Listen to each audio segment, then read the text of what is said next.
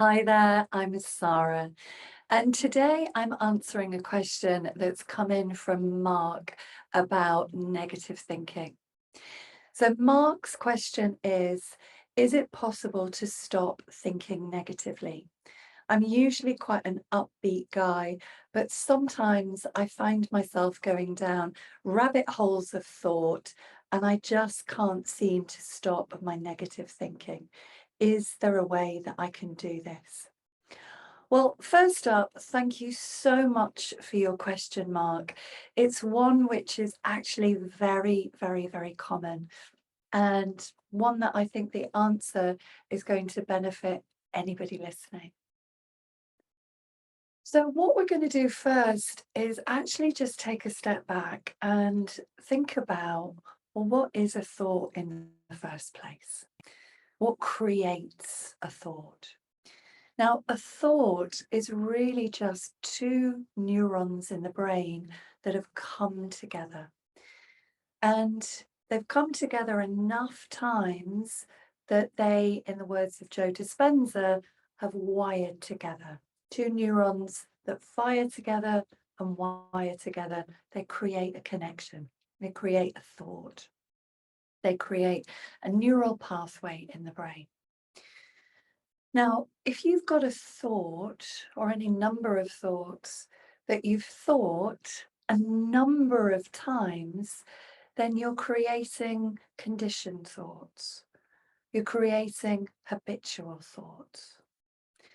And all that means is that you've given these particular thoughts a lot of focus and attention.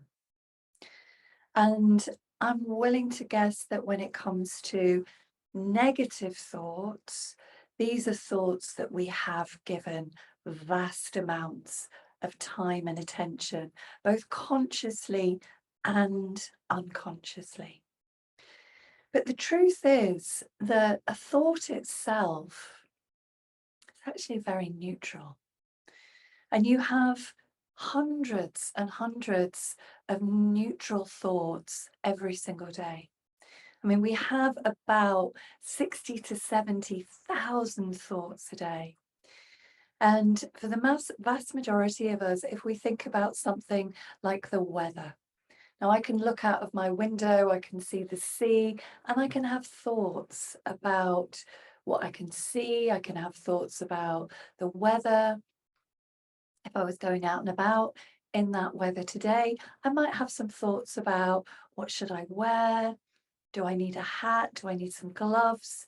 Do I need an umbrella? I live in Scotland. I usually always need an umbrella. So I might have a few more thoughts, but they're not thoughts that I need to give any real focus and attention to. They're not thoughts that I need to keep revisiting, that I need to keep overthinking, that I need to analyze, pull apart, get to the root cause of, get to the bottom of. They're just thoughts. And because I've not engaged in those thoughts, I'm not obsessing about those thoughts, I'm not repeating those thoughts, then those thoughts will just slip through the mind like a passing ship through the night. Yet, if there's a thought that I've given meaning to, and that thought is going to create an emotional response in my body. It's going to create a feeling. And where there's one thought, there'll be another thought. And where there's another thought, there's another thought.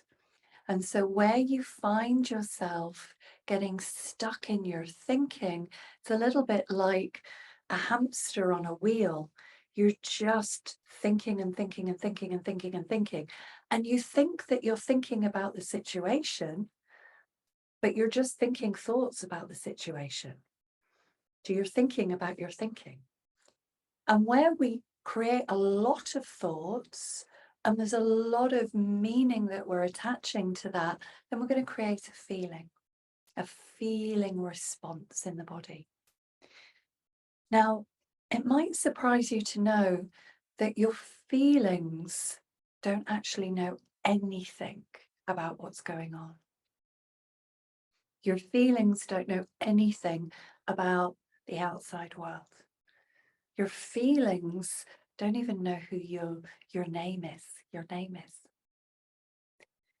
But what happens is that when we think a thought, and we think lots and lots and lots of thoughts that then generate a feeling-based response, our consciousness makes our thoughts seem very real.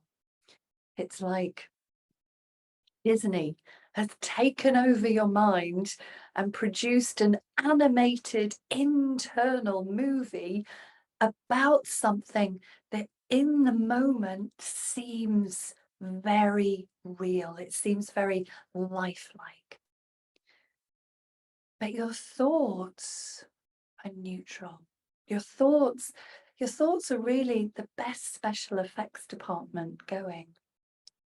And where we're thinking something and we're feeling something, well, if we're thinking something and we believe that we're experiencing something other than thoughts taking form in the moment, then it's going to seem real to us. Just in the same way that if I was to get you to imagine biting into a lemon, now whether you like lemons or not, but if you were to imagine biting into a succulent lemon and just notice what your body does, it produces a response. Now, it might be that that response is that your mouth is starting to salivate. It might be that you're like, really don't like lemons. So there's still a response. And that response is an internally derived multi-sensory response within your physiology. And it's exactly the same with a thought. And thoughts, they're not good, they're not bad, they're not positive, they're not negative, they're not right, they're not wrong. They're just simply two neurons that have come together. But thoughts that we have placed a lot of focus and attention and time on and created stories from mean that when we revisit those thoughts, and they create feelings, we internalize those feelings as being, oh, this is a good feeling, this is a negative feeling, this is a happy feeling, a guilty feeling, a hurtful feeling, or whatever it is. And that's what makes it seem negative. And if we're thinking about something, your mind loves to think. It absolutely loves to think. And it thinks that it's doing a really good, helpful job in thinking about something. It's like it's trying to provide some kind of solution, some kind of resolution. It's gone into problem-solving mode. So if you're thinking about something and it feels like, oh, I'm caught in some negative thinking. If you're thinking about something, your mind's just trying to resolve some kind of problem for you. But if you're thinking about something and giving it huge amounts of focus and attention, it's going to seem real because of that consciousness. Whereas really all that we're doing is we're just thinking our feeling. So what's the solution? Well, the solution isn't about squashing negative thinking. It's not about trying to stop negative thinking. It's just simply recognizing what's creating your experience in this moment. What are you giving your focus and attention to? And it's a little bit like if you've been driving along a road and maybe you've just slipped off onto the rumble strips. And you know when you're going along the rumble strips and they are a bit, that just lets you know that you've just veered off. You've veered off onto the rumble strips. So you just twitch the wheel and you get back on track. Well, what I would assert to you, Mark, and to anybody that's listening is that that's the same with our thinking and feeling. Is that when we've gone onto the rumble strips and we're experiencing an internally derived response that's not feeling great, then that just lets us know that we've just fallen into some habitual thinking. We've fallen into some conditioned thinking. We don't need to get to the bottom of the thinking. We don't need to analyze the thinking. We don't need to pull it apart. We don't need to do anything. We just simply need to recognize, oh, I've done that again. I've just fallen into my thinking. And when you start to recognize this, when you start to gain those insights that you've fallen into your thinking, and you can just twitch the wheel, your mind has a self-correcting system, and it will just self-correct itself. Now, if you've spent a lot of time and given a lot of time and focus on energy into certain habitual thoughts, at first it might seem like that's an impossible task to just fall out of your thinking. And that's normal. That's normal for all of us. It was the same for me. But the more that you recognize and you gain that clarity, you gain that insight that, you know what, this is just some thinking. It's just seeming very real because my consciousness is animating these thoughts. Then over time, maybe not today, maybe not tomorrow, but over time, we spend less time focusing on those thoughts.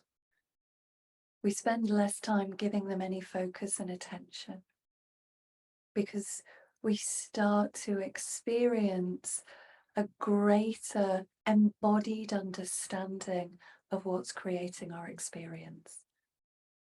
We start to realize, okay, I'm feeling something, but I'm just feeling my thinking. It's not true. Doesn't really tell me anything. In fact, it doesn't tell me anything about the situation. I've just literally fallen into my thinking. And when you have that insight, you're able to then just bring yourself back to the present moment. So I would invite you, Mark, to just be aware, and all of you to just be aware of when you've fallen into your thinking. You've just fallen into some really old habitual thinking.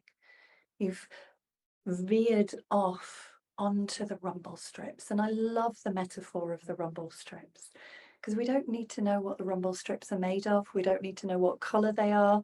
We don't need to know what pattern they're in. We don't need to know anything about them. We just need to recognize that we're on them and just bring ourselves back into the present moment. So I hope that that's answered your question.